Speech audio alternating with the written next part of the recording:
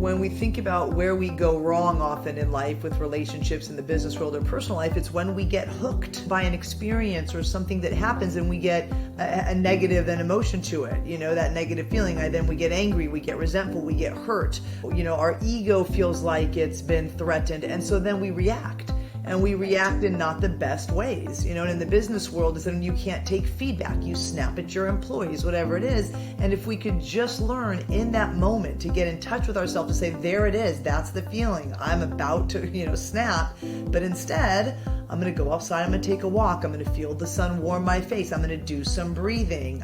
Some people say they do a push-up. Whatever it is, right, to just stop yourself from that negative action. We'd be so much better off, and the body can be a tool to help us re-regulate. Today's guest on the podcast is Dr. Lorri Sulpizio. Now, when I outline her bio to you momentarily, you'll see why she's such a great fit. Lorri brings this amazing combination of a sport background, a psychology background, a PhD in leadership, specializing in gender dynamics as well. Such a fabulous combination of specialties. Lorri and I think, are going to have a really cool conversation about how we can leverage our body wisdom as leaders in our corporate spaces. Now, let me tell you a little bit about Lorri. Lorri is the director of the Conscious Leadership Academy and the founder of the Center for Women's Leadership at the University of San Diego. Lorri also is very interested and does work in the area of the impact of gender dynamics, and she uses group relations theory to understand effective team leadership. Also, helping leaders to recognize the importance of authenticity and a strong sense of self. Sounds a lot like Evolve principles as well. Now, Lorri is also a former college basketball coach, and she uses these lessons from her years in athletics as an athlete and also as a coach to help leaders achieve their best self. Lorri does have a PhD in leadership from the University of San Diego, an MA in sports psychology from San Diego State University, and a BA in English and Women's Studies from Cal Poly San Luis Obispo. I had the pleasure of meeting Lorri when we became certified Dare to Lead facilitators several years ago in San Antonio, Texas, and her list of coaching credentials also can go on here as well. Needless to say, I'm really looking forward to this conversation with Lorri about leadership, about our identity, about our authenticity, and how we can deepen our insights about ourselves to help us be better leaders and ultimately create really strong team dynamics. Hope you enjoy the show. Hello, Evolve listeners. I keep saying listeners, you might be watching. So hello, Evolve community. I'm really excited to do another podcast for you all. And this week we have Lorri Sulpizio coming to us from California. Lorri, hello and welcome. Hey, how are you? I'm doing well. How are you doing? I'm great, thanks. I'm loving. I was just telling you before we got started, everyone needs to know I'm loving your screen in the background. Thank you. I know. This is my pandemic solution to a messy office with a mirror and a closet that nobody wants to see. So everyone, this is why I wanted to bring Lorri on the show. We met about 4 years ago. We both are certified Dare to Lead facilitators. So we share a passion in bringing and helping leaders in our world. But there also was this other kind of cool connection, Lorri, that happened after training when we sort of did a few. I think I might have reached out to you, actually. There was something about your profile. I was like, hey, Lorri, you want to have a conversation? And that has led to this. I feel like, and then we just, there was so much resonance. I think our kids, I think just the mother, the parent role, we connected around the joys and struggles of that over the years. We both have kids, I think similar age, right? Our kind of young adult children. And then just, I think, doing the work, the Dare to Lead work, and how to bring that into our bigger work. So I think there was just so much. I feel like if we weren't far away, we'd be hanging out on the weekly for sure. I think so. Yeah, I think so. And, yes, we both have this integration with the Dare to Lead community. I know the other thing that brought us together was, or interest was in the Enneagram and how Yeah, do we get to better know ourselves? that's right. That's right. So I know we had a bit of exploration there. Now, here's why I'm bringing up the Enneagram is because when I started exploring that work and learning about myself, one of the things that was a big revelation for me was the fact that my body was a center of intelligence. For those of you who aren't familiar with the Enneagram, really quick high level lesson, our bodies have three centers of intelligence, and within these three centers of intelligence are three other archetypes. I'm not going to say any much more around the Enneagram other than that today, but my training in that space, like as I said, was a revelation because I'm like, wait, the body has intelligence? What are you talking about? So Lorri, I know there's a lot of things we're going to talk about your expertise, but I know that you were based in high performance athletics before. So that wasn't a revelation to you necessarily that your body has all this wisdom.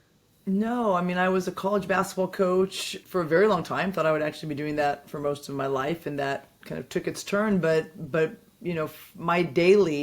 my task was to help kind of young adult women from 18 to 22 use their bodies to accomplish our goal, which was win basketball games. And so part of the work, preseason was how do we condition, train stronger, faster, flexible, stay healed, stay healthy. I mean, it was all the things, and it was essentially all about the body. And at that time, integrating the mind was the progressive integration, doing Interesting. mindfulness. My master's is in sports psychology.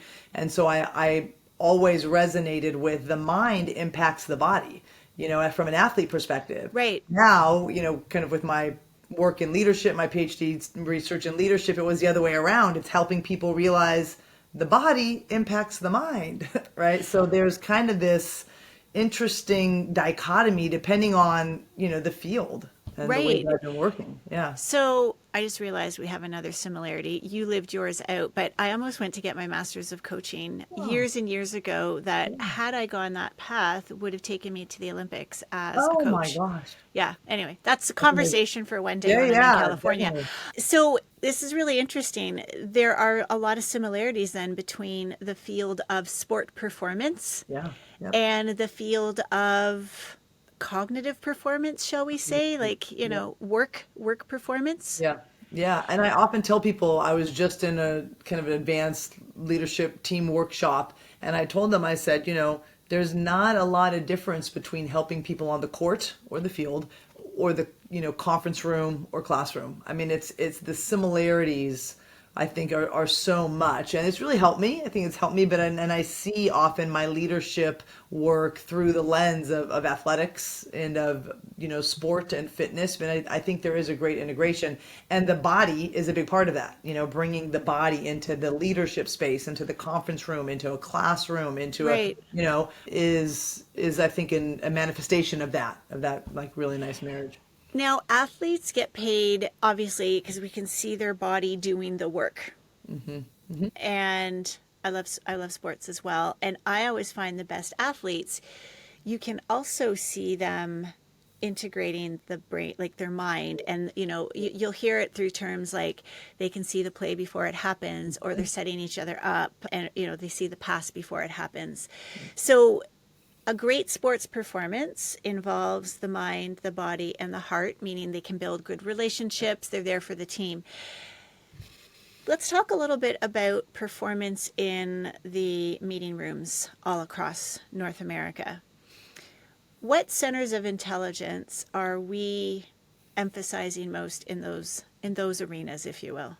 Yeah, I mean, I think the unfortunate thing in those arenas is it's still very much of what we would say above the neck, right? It's in the head, Yeah. and we value logic, analysis, cognition, thoughts, and I'm not saying that those things aren't important. 100% they are, but when we don't include kind of the somatic felt sense, when we don't include our feelings, when we don't kind of pay attention and invite our physical, like actual experience of how we're feeling, and I feel great, I'm energetic, I slept well, I have a pain in my back, then we are missing, the full integration of our human potential. Right. And I think what we see then is that we've noticed, and COVID certainly highlighted this, and this is kind of extreme, but with quiet quitting and the great resignation, I mean, people just realize like work stinks. Yeah.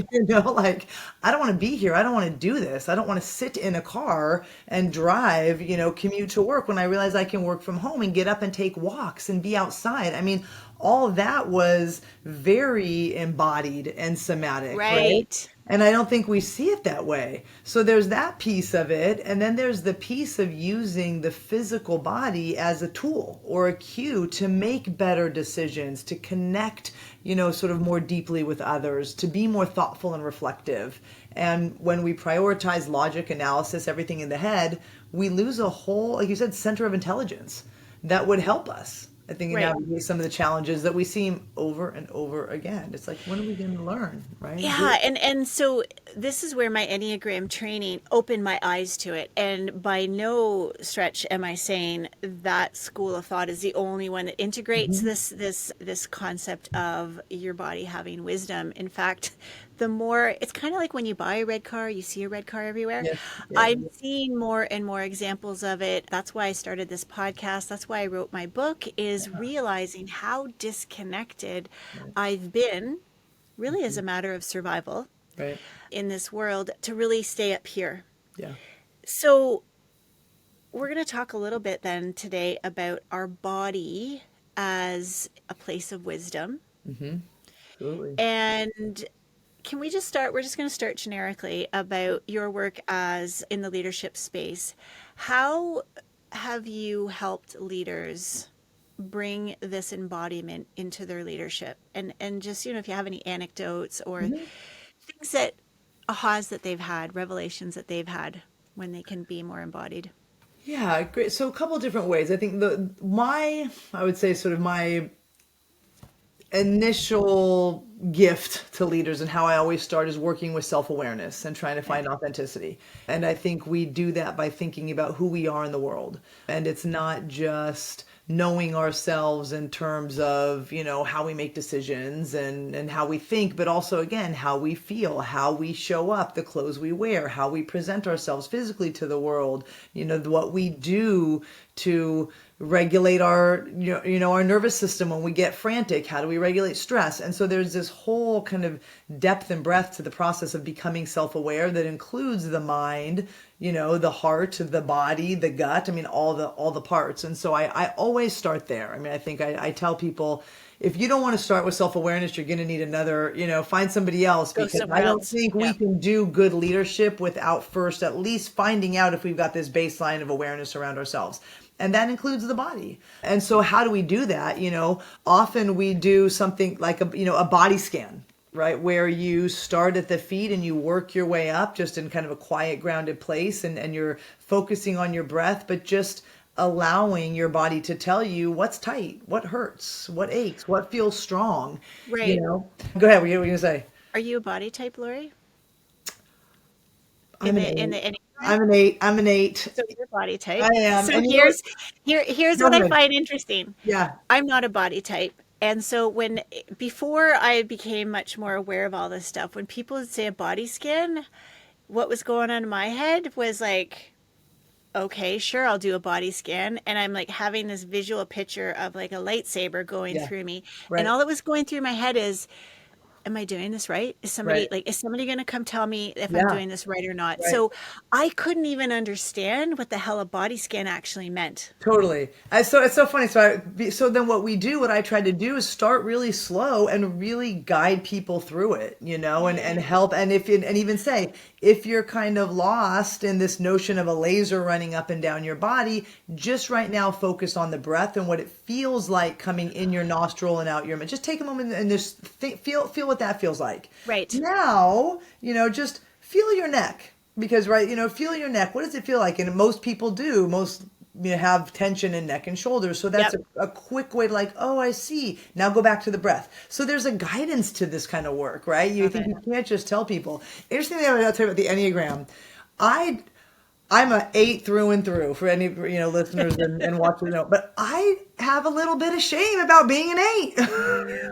We're going to talk about that because there's some They're gender overlay so there. dominant, and like, you know what I mean? Like the shadow side of the 8, I feel like I know all types, they've got their shadow and their light, the benefit, but I'm like, I don't like the shadow of the 8, but I can't escape it, I Yeah. just, I can't. I don't So, like the shadow side of it too either. So hey, but we do have a connection there. Anyway, maybe we'll yeah. have you on for another conversation Okay, about for sure, for Enneagram. sure.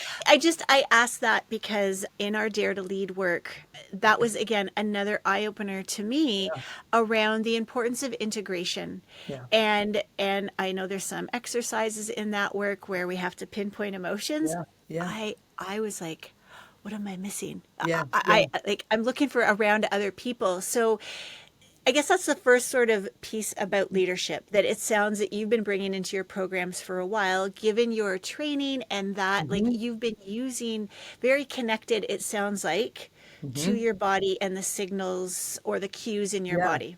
Absolutely. And I think the other part you mentioned emotions, we do. So, well, before we jump into strategy and culture change, it's self awareness, the body awareness, and then we move and evolve to emotions. And that notion of it helping people understand, the emotion part is that physical sensation. And then the feeling that we say is sort of like how we interpret it, right? So we could be in a line at, Magic Mountain at some theme park, looking up at this monster roller coaster. You and I both have butterflies in our stomach. I'm scared to death, and luckily I had all the kids. I always held the baby. I hate roller coasters. I don't want to go on them. I don't like them. I don't want to bungee jump. None of that. But so I've got this, butterfly in my stomach and I'm scared to death. You've got butterflies in your stomach and you're excited because you love Right. roller coasters. Same feeling, same emotion, somatic expression of these butterflies, but different interpretation in terms of how we're bringing them to life in terms of the feeling that we have around that experience, right? So it's helping people kind of get in touch with, the butterflies in the stomach might mean something different. What does it mean for you? The sweaty palms, what then does it mean for you? And helping people learn to connect that physical somatic experience and understand what does this mean for me in this moment. I'm going to say thank you, no thank you. I don't want to ride that roller coaster. I'm going to speak in this meeting because the Right. lump in my throat is telling me I'm activated and I'm ready and I have something to say. So when we can learn then to listen to our bodies, the physical, little twinges, feelings, reactions that our body's having, it can be a really great tool to know how do we need to show up in this moment? So What have do we you need to do? always known this and had this gift? Like, when did you realize that your body was having a conversation with you, not through words, through these cues? Gosh, good question. I think what's interesting, and this is going to take this in a total different turn. So my body, right? We have our bodies. I noticed very young. So I'm, LGBTQ. I noticed very young that as a female, I was attracted to other females, right? So this Yep. is like young kid. I also noticed that I didn't love to present my body in the way that the world said women should present their body. And I didn't have words for it. 25 years ago, we didn't have non-binary. We didn't have gender fluid, but I was in touch with like, oh, here's this physical body and I was athletic but this body is, and being athletic back then is like, oh, tomboy, like Right. a boy. And so I kind of started to have this relationship with my body very young, more because of my identity and having to reconcile with what does this even mean and why? And why does my body kind of find attraction to bodies that I'm told I'm not supposed to? And why does my Interesting. body want to be in clothes? I walk into a Banana Republic and I want to go to the men's section. Like, what's that about? Like, and so there was this interesting, I guess, reconciliation of, is my body betraying me? Is my mind betraying me? Like, what's happening here? Because the way I want to show up in the world, I'm told is not right. It's Right. weird. And so I think that started this, curiosity, and shame and all the things and trauma and all the things. And sport was where I thrived and I felt comfortable and I felt at home and I could be, it was okay to be aggressive and assertive and strong in sport, right? Even though Right. you still were tomboyish. So, and sport's very body focused. And so I think all of those things brought me to then kind of continue to be in touch with the body and what it can do and what it means and how to integrate it with the mind. And so, personally, professionally as a high school athlete, college coach, and Interesting. so on. Yeah. I'm going to pick up from where from there. So I was also called a tomboy. Mm-hmm. I found solace on the court, in the field. Mm-hmm. I got in trouble in grade 2 for beating up the boys. I got a concussion because a boy tripped me because I was beating them. It was a game called Butts Up. I still remember his name. I will not say it here. I got sent to the office and I got in trouble. 3 years later, I got in trouble again for chasing the boys and basically pinning them to the ground and telling them to leave the girls alone because they were playing kissing tag. Now, my experience was a bit different. I felt lost. I was attracted to males. Mm-hmm. I was called a tomboy, Mm-hmm. and I was like, wait a second, but I'm not a boy. My name's not Tom. I'm a Yeah. girl. I've Right. got breasts. Like, why is everyone calling me a tomboy? Right. And then the higher up I got with sport, and then I was with a community of of people who had different preferences, Yeah. which was Yeah. fine. Yeah. But everyone presumed, because of my career choice that I wanted at the time, which was to be a gym teacher, that I was a lesbian. Yeah. And so interesting. And so I think that's where I learned, plus some other things, trauma, to really disconnect and not trust my body. Yeah. Interesting. And Yeah. like just the mixed Yeah. signals I think Yeah. that we're getting. Yeah. And I think this is going to take us into an interesting conversation, Yeah. because I learned pretty quickly that my body, I didn't know how to use it as an instrument. Like Yeah. Yeah. Yeah. you said that term last week when we were speaking. Yeah. Your body is an instrument versus an ornament. Yeah. I never learned that this was an instrument unless I was on the court. And interestingly enough, I was having these other issues with my body, some knee surgeries. I had a heart Mm-hmm. issue for a while. Like, then I had some digestive issues. I couldn't hear my body anymore, Yeah. and I Yeah. stopped playing competitive sports. Oh, it makes me so sad. And I didn't go get my master's of coaching. And you Yeah. know what? What if, I bet you I would have, if I had understood that my body was an instrument and there Yeah. were some really important signals there. Yeah. I think it's so amazing what you're talking about, because I think in both of our cases, you kind of learned to not trust your body because it felt like Yeah. it was betraying you. For me to figure out who I was, I had to trust my body and to say, like, okay, I guess this is it. This is going to be me. What do I do with it? And then that then becomes sort of the exploration of how to show up in the world. Right. And I think that the instrument ornament thing is just so fascinating. And this came from a quote. I saw this quote years ago, and Alanis Morissette is the one who said it. And she was Hey, talking about, Canadian.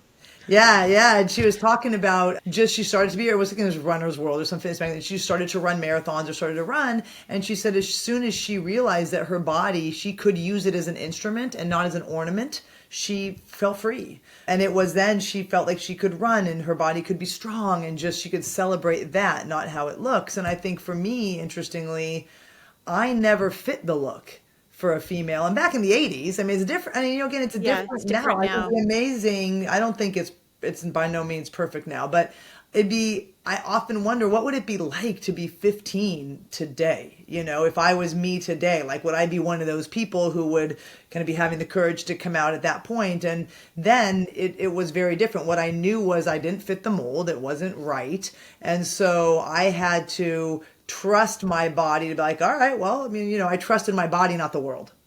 Right. So you maybe kind of not even trusted the world, but it was like not trust the body to figure out how to be in the world, Right. right? And Right. so I think this is where self-awareness, early exploration, working trauma, being open with our young people to let them talk about these things, I think Yeah. is so critical. Because we both work with adults and they're struggling with this now because we don't talk about we don't have these Right. conversations when kids are 13, 14, 15, 16 years old in a way that really helps them and invites them to explore like their body, their mind, their space in the world, who they are. Oh, and then and so I'll use myself as an example. So I did dissociate, and I made my way into a successful career in the business world. Hmm. and really abandoned any sort of communication with what my body was telling me. I've been on a burnout leave. I've had several digestive issues. My weight can go whoop up and down. And then just like monthly menstrual issues, like before I was in early menopause. But I'm realizing there have been these cues all through the years, but that was never talked about. It was never discussed as whatever your gender identity is in general. Right. And this is what I feel very passionate to bring into the world that gave me so much, which is the business world, to bring awareness that there are things about our body that's telling us. And the nervous system is probably the easiest one Yeah. to start to understand that what regulation looks like, what it doesn't look like. And, you know, when you talked about breathing, if somebody had taught me about breathing with a body scan, here's some things, we're going to guide you through it. Breathing is one of the best ways to bring some regulation to our nervous system. Absolutely. And I think, you know, when we think about where we go wrong often in life with relationships in the business world or personal life, it's when we get hooked by an experience or something that happens and we get a negative an emotion to it, you know, that negative feeling. Then we get angry, we get resentful, we get hurt, you know, our ego feels like it's been threatened. And so then we react. And we react in not the best ways, you know, and in the business world, it's when you can't take feedback, you snap at your employees, whatever it is. And if we could just learn in that moment to get in touch with ourselves to say, there it is, that's the feeling, I'm about to, you know, snap. But instead, I'm going to go outside, I'm going to take a walk, I'm going to feel the sun warm my face, I'm going to do some breathing, some people say they do a push-up. I mean, whatever it is, to just stop yourself from that negative action.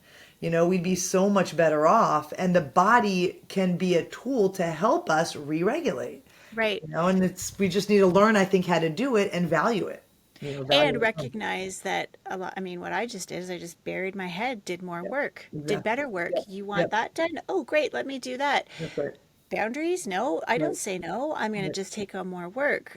So yeah, I mean, obviously, I'm going to guess every one of us can identify with that. So I think there's a nuance here too, right? So what's your PhD in, Lorri? It's in leadership. Actually, Okay. It's PhD in leadership. And is there a specialization in that at all? Because I know that you've done some work around gender fluidity and gender identity. So how does that come into play here? Because I know it's a bit nuanced, and I want to, you know, acknowledge that. Yeah. So my dissertation was in kind of women taking up their authority, and kind of what I was really looking at was voice and power, how kind of women leaders found their voice, but then also groups and teams, right? So then there's this kind of, you know, focus on groups and teams. But I think, you know, the interesting thing now, I guess we can take this in so many directions, is this question, you know, we know women in the workplace, and I think even the words we use is troublesome, and we need to get clear on what we mean by what. So now when I mean a person who has a biological body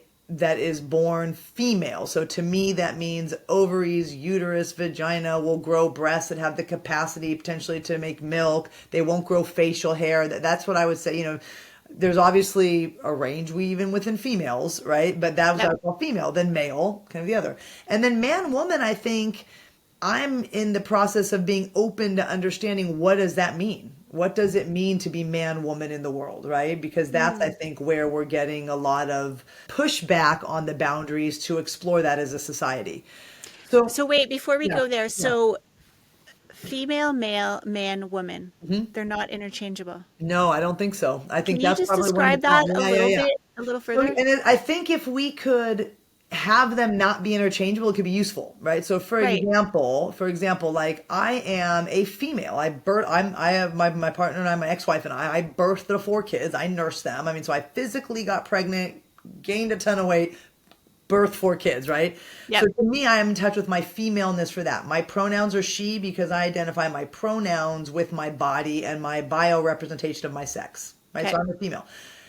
I identify gender-wise as gender fluid because I show up in the world more the way society says is a man, right? I don't think I'm man. Right? Because of where you want to shop in a store, for example. You know, so society says, you know, again, Banana Republic says this is the men's section, this is the women's section.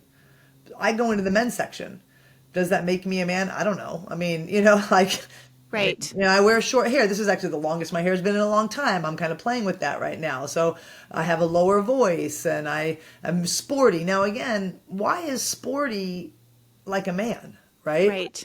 And so I think if we start to unpack even what we mean by like, this is what a woman is, everybody says, like, it's clear what a woman is. I don't know why the trans community, like, do we know what a woman is? Because I get called sir on the daily, and that's not about Really? me. That's about others, Right. drive through, banks, grocers, wherever, strangers. And then they kind of take a closer look. Oh, sorry.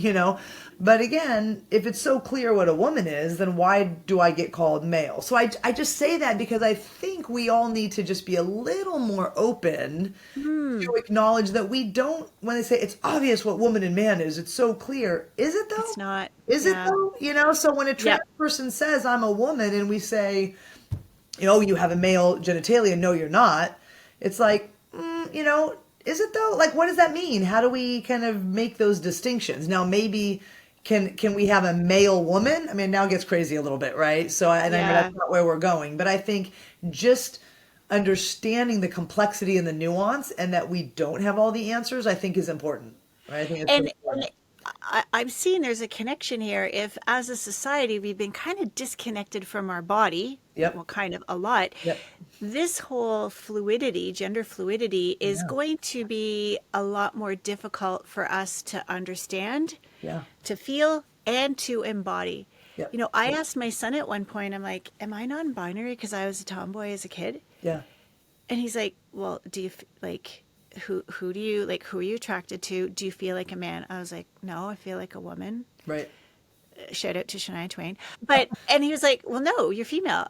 And so that was part of my learning. But Yeah. I do wonder if this disassociation has really contributed to the angst Yeah. and the anxiousness. And I wonder, I think you can be female and non-binary because our gender is the way we live ourselves out in the world. And I think this is just how we understand concepts that are misunderstood and confusing. When we think about masculinity and femininity, right? If you think about masculine, you have an image in the mind. If I ask the listeners, imagine femininity, what pops up?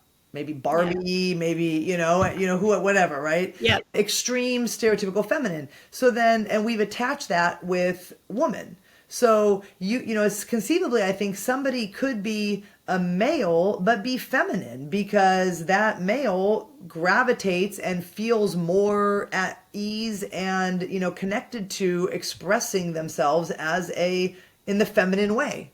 Right. The world says feminine, right? Right. So I don't see myself as anything but a woman, but the world would tell me the way that I live is much more aligned with man and masculine. And so because of that, I say gender fluid because I think then that gives you a better sense of me. Right. And I think we just want to be seen for who we are. So when people say, why the pronouns? Why the gender non-binary? Because I want you to realize that I am not your stereotypical female, that shows up as a woman in the way that society would say women should show up. And so for me, that label feels more true to me to help you understand me a little better. And I had a hard time understanding that as a child. So my body then became more, I'm going to come back to that quote, of an ornament rather than an instrument. Yeah. And this is just so fascinating. Like I'm having so many connections happen because I did really struggle. Like, I could do like the sexy female thing, but it really felt weird. Yep. And at the end of the day, I didn't even know what to do with this. And I just shut off my nervous system and, blah, blah, blah, other things I've already said. Yeah. Yeah. I mean, I think it's sad to me to still see, because I have a 16-year-old daughter. So I've got to witness kind of her and all of her friends. And even in the work I do teaching undergrads who are a little older, but the pressure women still feel to treat their body like an ornament because that's where they find value. That's where they feel like they're valued by the world. So looking a certain way, presenting yourself in a certain way, the shoulds of how we kind of present our experience, our appearance. And it's really sad because then I think you do lose the potential of what your body could be. And as such, then you lose the potential of the whole human. Right. right? Because the Right. mind is connected. The And so integration is you're just, missing. a head with an ornament, right? You're Right. not fully living to your potential. And so that's the part that we can use embodied leadership and sort of an embodied wisdom to try to slowly chip away, and peel Because back those layers. what I just want to be clear, Mhm. what we're not saying is you can't dress up Oh, you can use your body oh as an yeah. ornament if you want to. It's when you do it Yeah, at the expense for of sure. using it as an instrument, right? I just want to make Yeah. sure I'm getting And I that. think there's a difference between wanting to dress nice and look good, like I love it when my partner now tells me that I look super handsome in an outfit 'cause we're going out. Like it Right. feels good. I mean, of course we want to look good, and but the hope is that I can look in the mirror and say I look good. I'm not Right. asking you and you and you and you, do I look good? Do I look good? Like I can make that assessment myself, and there isn't that negative judgment or that always like feeling like I don't look good. But 100% we can dress up. And I think the question is doing the work to make sure it's authentically you. And like you said, why are you dressing up? Why are you putting on makeup every day? And I tell this story real quick where I've taught a lot of gender and leadership, women in leadership undergraduate classes, at universities, 3, 4 different universities. And every time when we come to sort of the topic of presenting yourself, there's always sorority, young women, athletes, just college students, and inevitably the non-athletes say, we envy the athletes so much because they can come to class in their sweats and logoed sweatshirt with their hair Ponytail. pulled back in a Yeah. pony, and nobody cares because either they came from practice or they're going to practice. And I remember one woman saying, me, I had an exam at 8 a.m. That's all I had. And I got up at 6 to make sure I got ready to look like this. And Wow. it broke my heart, because I thought, you're going to take an exam and go home. It's 8 a.m. Sweats in a sweatshirt and even throw a hat on, crush your test, go home and go back in bed. You probably were studying all night. But the pressure to perform, right? That's when the body becomes performative, but you're not on a stage, you're not Beyonce or Alicia Keys or Yeah. Pink. You're just a person going to take a test.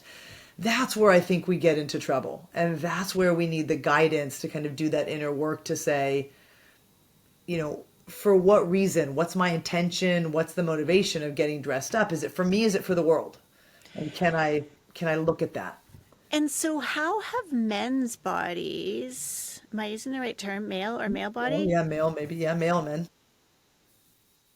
How might their bodies be ornaments versus instruments? Because it's not like Yeah, anybody in this world has this whole embodied thing all figured out for in sure. our offices. Of course. And I have sons also, Yep. and I've seen them struggle with body image also, and Yeah.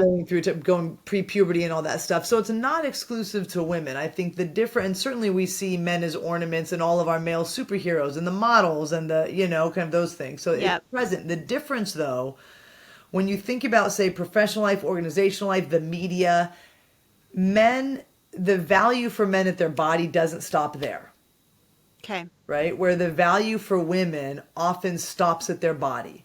And that's the message women get. This is what you are good for, showing up beautiful, right? For men, it's you're smart, you make good decisions, you're a superhero, you save the world. If you happen to be hot on top of that, bonus for us, but you're Right. still saving the world and you're doing all these things, right? And while there are certainly beautiful men like Thor and Captain America and all those actors, there are other superheroes that maybe aren't as ornamentally attractive that still get to go save the world. But most of the females, when they kind of are cast, they're very, its beauty is right alongside saving the world. It's always right Right. there. And what's the impact then on young females? Well, all of us, like the young males as well, Yeah, like oh, for sure. how they see it. Exactly. And what they Wow. come to view women for, what Right. they come to say, what is the value of a woman and what's the capacity of a woman? Can a woman save the world? If she's not beautiful, can a woman make a big decision? Can a woman be president? If Yeah. And what does beautiful even mean? exactly, exactly. Yeah. Yeah. Wow. So let's circle this back then into leadership. Hmm. So you said that you study and you teach some gender in leadership. what else could we share with the evolved community here about our bodies as instruments, perhaps as it relates to gender, male or female? Yeah, I mean, I think one thing in the pushback we get when I do continue to do women in leadership programs or programs that focus on gender, that men are invited, anybody's invited, but we're going to look at the dynamic of gender in the workplace, is that we still know there is a unique experience for those that identify as woman and Okay. female in the workplace than men. There's gender bias, there's all the things. And so I think part of it is just number one, acknowledging that difference, right? Acknowledging that there still is a unique experience. And then how does that show up in you, in him, in her, in our culture? And, Right. and I think awareness and acknowledgement is one of the first steps, right? And then we can go the next step, each of us as individuals, is to say, okay, so where does that live in me? Where is the experience of being who I am as a leader, as an employer, as a manager in the workplace show up in my body, my heart, my gut, my mind. And so it's doing deeper work around that. And more we're seeing invitations for business leaders and employees at organ to slow down and do this deeper work about the self, the body, the relationship to others, the relationship to space, even how our bodies relate to the space and the way the offices are set up, and just to be more thoughtful and intentional about how we get to be in our world, in the workplace specifically. So we're back to what we said at the beginning, which is self-awareness is just like almost the first step in Yeah. your leadership journey. Yep, I think self-awareness, then that leads to other awareness. How are you with others? Are you aware of others? I mean, if we pivot quickly, we know one of the psychological safety is a huge term Right. right now.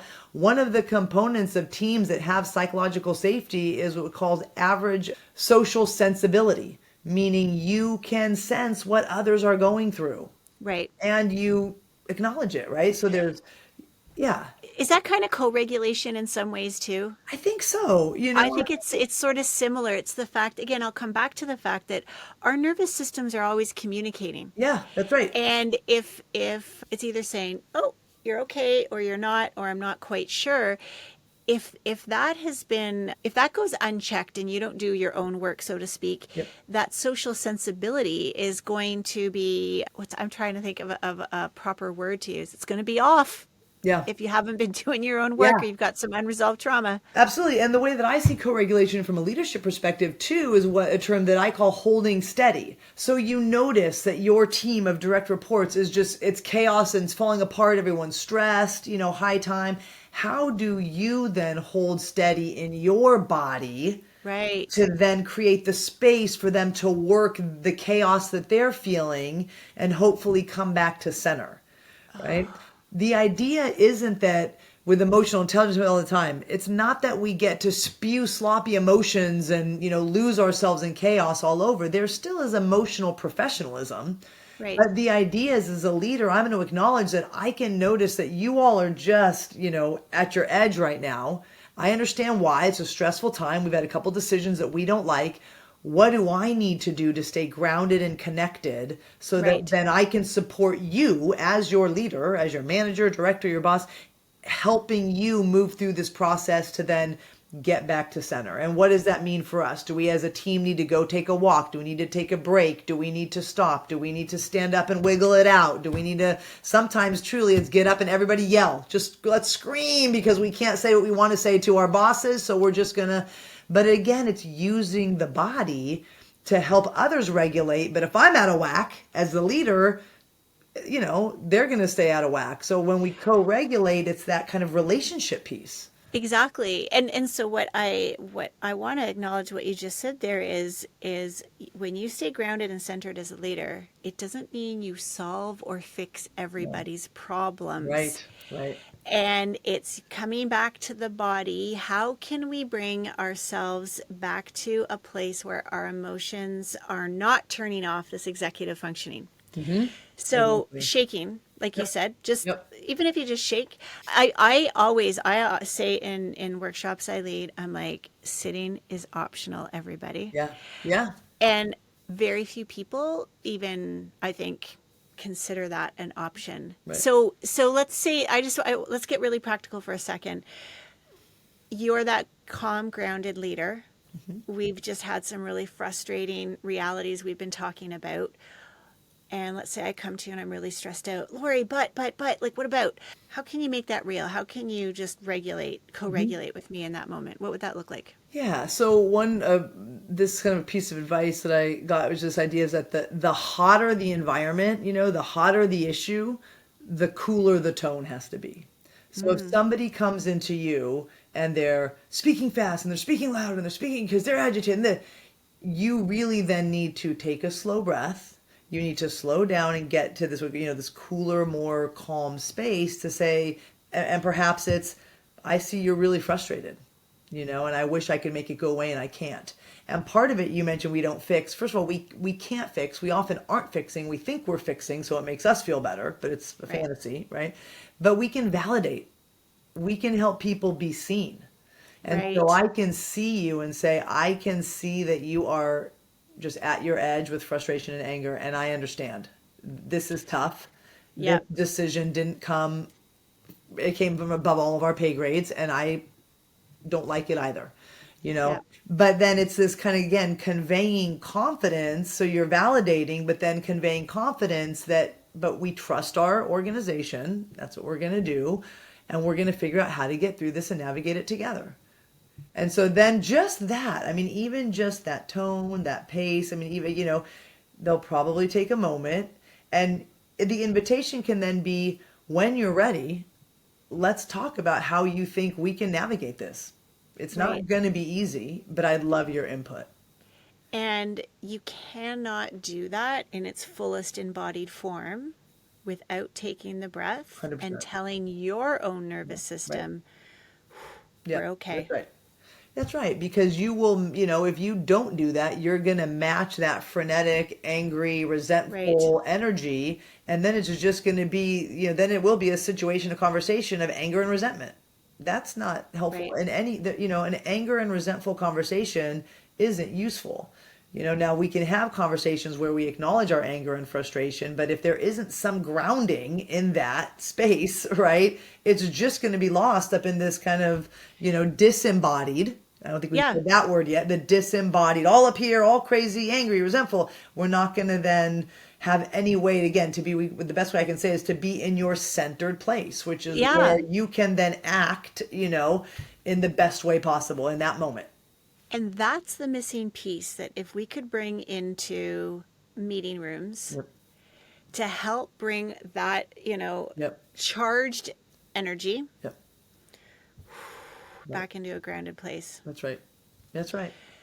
And here I am at 51 learning how to do that myself and trying to teach others. And where we can practice it, right? So one of my biggest teachers, let's say two, have been my kids and then my partner, So my partner, if MBTI, I'm a T through and through. I'm a thinker. I live in the head, right? Often. And so the body has been an instrument for sport, but I've had to work over the years to kind of reconcile all the other things and tap into the emotional side, right? But so I move very fast. I speak very fast. So that can come across as dismissive. It can come across as not listening. And it sometimes is dismissive. And I sometimes am not listening, right? So I've been able to practice this with my kids.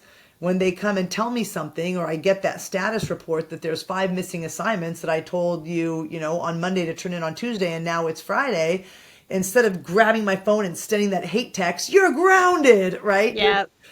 Take the dog, go outside, throw the ball a couple times, come back in, and take a moment, right? And so there's ways to practice not getting lost in disequilibrium, right? Whether disequilibrium is the chaos of the head, disequilibrium is kind of unregulated emotion, whether the disequilibrium, is just confusion and uncertainty, when we exist and act from that place, it never goes well. Wow. Any last pieces of advice you'd like to share before we head into the 3 evolve questions? I don't think so. I think I would just say in all of this, and I've listened to some of your other podcasts too, there's been some amazing guests, this work takes time. It requires self-compassion and gratitude. it requires a support system. So, even though you and I don't talk that often, or our Dare to Lead crew, when I get on the Zoom call and see all of your beautiful faces and it's like, oh, here's my people. Yes. Yes. And so just find the ways that you can give yourself that grace and self-compassion. And sometimes it is finding your community that is Yep. doing this too, right? In the arena with you, Yep. and then they can give you that support. I would just I'm so glad that we were in the same, were we even, yeah, we were in the same September training end, class. yeah, September of 19, right? I Yeah. don't even remember what table you sat at though. It happened Yeah. afterwards. I think I heard Yeah. your background. I was like, where is that? Where is that woman? I need to find her. I'm glad you did. Yeah, me too. And it was fully my Enneagram type at work, one-to-one dominant. Anyway, Lorri, to close things off, I ask all the guests to answer 3 questions that have to do with what I think are the 3 elements of an evolved leader. Are you game to answer? Yeah, for sure. All right. And they're very much related to everything we talked about. So the first question is about self-awareness. And do you want to share an experience, a moment, something you learned? Maybe it was a hard lesson that brought an incredible amount of insight to you, just elevated your self-awareness to a new level. Yeah, I mean, that's such a great question. So I think there have been moments where I've learned that I just need to trust myself and choose me. And I definitely felt that kind of in, my young teens when I was reconciling with my sexuality, my early 20s when I was reconciling more with my gender expression in the world and feminism, and then my 30s when I chose to have children. And just along the way, there's all these moments where I have recognized, and it started, I think, with my sexuality, but it was this choice point of either you choose the world or you choose you. And if you choose the world, you're going to live a life not yours. And I knew I didn't want to live a life that wasn't mine. I knew that much. I didn't know what it would look like, and I didn't know if I was choosing a shitty life that was going to be mine, but totally shitty. But I made that choice at that point. Yeah. And I think that moment, there's been moments where I come back to, do I choose the world? Do I choose me? And have I done my due diligence to make sure I'm not ego-driven? I want to be in alignment when I make that choice. But that's been, I think, a constant self-awareness opportunity is just the... Wow. World. I love the way, you're going to choose the world, or you're going to choose yourself. Yeah. It's hard. you. It's hard. It is. It's not easy.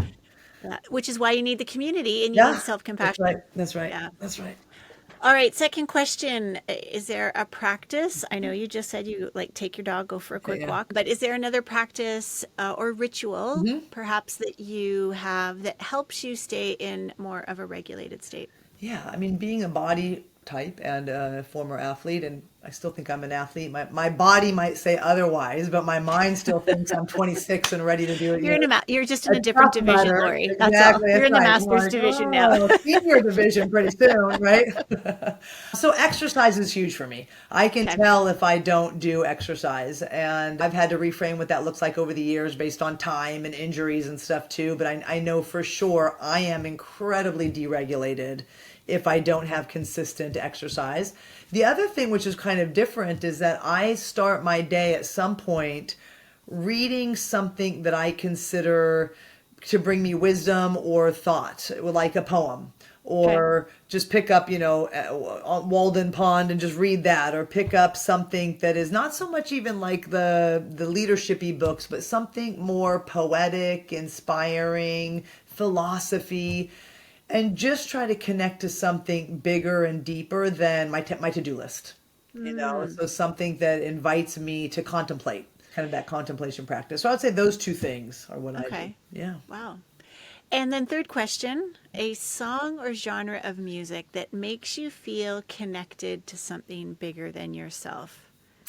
So when I heard that question, my thought, I had 2 things upon. I just saw Pink, incredible. I mean, I love so much about her. So she comes up right away. I think she's embodies authenticity and standing for a cause, and she's a performer. And talk about being in your body. And that show, it is amazing. Isn't it? Yeah. Yeah, yeah. I But was on the floor for that show. It was oh my amazing. God. I was part of the show. It felt like, Oh my gosh, so yeah. amazing. Yeah, yeah. But the other part I would say would be my go-to would be the Indigo Girls and women singer-songwriters of the 90s. Okay, or like the 80s and 90s. Like Melissa Etheridge. Yeah, Melissa Etheridge, Sean Yep. Colvin, Sarah McLachlan, Tracy Yeah. Chapman, some of that, please. Because what they did so well for me is connect deep feeling, right? Deep emotion, because I'm in the head, to life experience, almost giving me permission to listen to the songs and feel. So I felt like all of that music really helped me get in touch with that. So I would say Indigo Girls 100% would be like my, straight on Desert Island, can only take one group. But then that whole kind of 90s, women singer-songwriters, I think are just amazing. Oh, love it. Love it. Speaking of women songwriters, I saw an artist last week and I want to make sure I get her name right. So I'm looking it up. Her first name is Joy. Okay. She's a Black queer woman and she communicates so beautifully through song. Love Joy that. Oladokun. Oladokun. Perfect. Love Yeah. playing new music. It's so great. Yep. Yeah, So, music is another way I think to get into the body.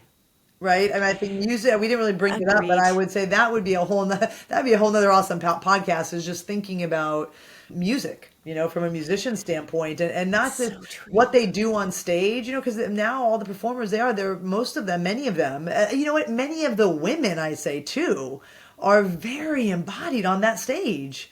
And it's, that'd be I fascinating. think that's when you can really, for concert goers, like, or music lovers, I go to concerts at least once a month. There's a big difference between someone coming up and singing, and you see those, like, I get it, you can't always show up at work 100% every day, Right. and then other moments, and I think this is where the Pinks, like that type of performance, Yep. it's so embodied, Yep. it just brings you Yeah. in, and there's such Yep. integration Yep. and a flow, and you can tell it, you can Yep. experience it and feel it. I saw Alicia Keys recently as Yes. well, Yeah, I saw her too. and I saw her 5 or 6 years ago. Yep. This one was very different, and I would use the embodied. The way she like walked on the Yeah. stage, the way she carried, the way she flowed in her body, Yeah. there was just a new level of wisdom. No words needed. Yeah. It was like, I am all of this Yeah. in its glory and wonder. It, Yeah. it was really powerful. Funny story, real quick, about Alicia. Our sons are friends. I know her. We do Pilates together. Oh, no way. Yeah, she lives in San Diego now. She lives in La Jolla. But I saw her also, and even just the way she kind of, again, moves through the world. It is. I don't know if she is intentional consciously, but even watching the kids, play flag football, it's like it's a presence. And I think it is a presence that is a result of the wisdom of the body, with the wisdom of her voice, with the wisdom of Yeah. her head, with the wisdom of years of her own experience with her Right. her parents and what she's lived through and all those things. And you see it and you feel it. I mean, that's for people who are leaders and want to walk in the room and have a presence. It's as much, your posture and your body, as well as the energy and the thoughts. And it's finding a way to put them all into one and let them just flow inside here. And she's an example. I think Alicia's an example of somebody who has done that masterfully. Yeah. Whew. Wow. We could talk and have even more exciting topics. Yeah. Maybe there'll have to be a second episode. Who knows? Thank you. This is so fun. Thank you so much for coming on, Lorri. I really, really appreciate it. If anybody's interested in learning more about your work, or connecting and seeing what you're into in the world, I know you have a YouTube channel. Like, can you just share where people I can have a find you? YouTube channel. Maybe we can put in the show notes. I have a YouTube channel. I have an Instagram. I've got my website. So it's all Lorri Sulpizio, 2 R's. So maybe it can be in the show notes. But would love to have people join the community. I think what I try to do with that is just create a space for conversation, like what you're doing, right? Invite people to be part of a conversation where we can tackle some of the harder things, but with compassion and grace and respect, and then kind of be better for it, right? Love it.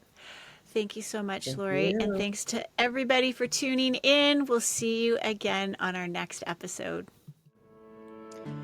So I woke up in the middle of the night last night knowing that I had this conversation with Lorri today, and her diverse background, I knew that it could go in a lot of different ways. And to be honest, I thought, okay, I've built out the plan. We've talked about this. I didn't quite know which direction it would all go into. I think it went better than I'd hoped it to. And as you experienced, we came in and out of some big areas. But at the core, for me, it came back to identity. And identity is very nuanced and it is very personal. And when Lorri shared with us that she showed the world, I think her quote was, "I chose the world," or you can choose the world or you can choose yourself. And she chose to choose herself way back as a younger version of herself. And that one hit hard because I chose the world. And I want to change that. And I'm working on changing that. And that's what motivates me to do this work. There's a lot of reasons why we will choose ourselves or we'll choose the world. And this is why self-awareness is so important. Why it's so fundamental to being a good leader in today's workplaces. And frankly, in our communities. I hope this conversation really gave you some interesting things to think about. As always, I would love to hear your thoughts on it. You can let us know through a review on any platform that you listen to us on. If you're ready to dive deeper into any of these topics that we've talked about, please feel free to reach out to Lorri through her contact info in the show notes, and you can reach out to me as well. Got a book, got this podcast, and would love to do any work with you and your organization if you think that that would serve you best at this time. Thanks for listening. We'll see you again soon.